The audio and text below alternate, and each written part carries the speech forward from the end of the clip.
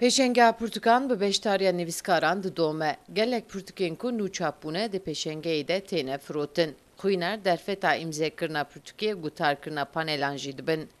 Ev 4 salek û hûn zanin pandemî hebû ji ber pandemiyê ev vebir ketibû vê meselê pêjangeh çê nedibû. Lêş niha yani em bawer dikin ku alaqeyekê zêde hebîtin. Elbette qeyran heye. Qeyranekê zêde heye. Qeyran heye ku kitêb kaxeza wî matbaa wî hemû tiştê wî gelek giran bûye.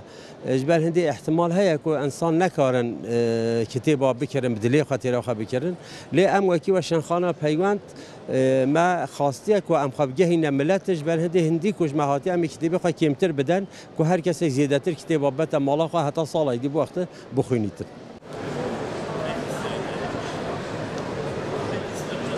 Di pêşengehê de nivîskarên ku ji dervê Tirkiyeyê jî hatibûn amade bûn. Ji Herêma Kurdistanê jî nivîskar hebûn.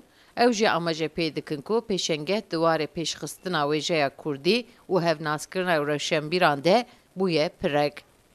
بۆیە ئەم ڕۆژی زۆر ڕوویەکی پۆزەتیڤ و ئەرێنیە خاڵێکی دیکەی باشەوەیە کە خەڵکێک لە دەرەوەی باکووری کوردستان هاتوون لە هەرێمی کوردستان بۆ نمونە خەڵک لێرەیە کە ئێمە بەشێکمان بینین و مامۆستا و ئەکادمیست و نووسەرمان بینی کە ئەمەش بۆ خۆی دروستکردنی لینچێکە لە نێوان هەرێمی کوردستان و کوردستانی تورکیا کە زۆر پێویستمان بە دروستکردنی ئەم لینکەیە بۆی بتوانین بیر و ڕائاڵ و گۆڕ بکەین بتوانین کللتور بەیەکەوە هەم یەکتر ببینین هەمیش نووسین و بواری کللتوری بەیەکەوە بتوانین بگەینە کۆمەڵێک لە تێگەیشتنی هاوبەش.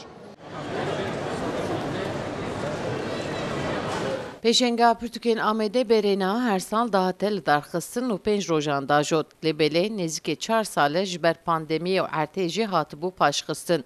Ji bo vê yekê rojên pêşengehê kirin neh roj. Sevda Kaplan, Kurdistan TV, Amed.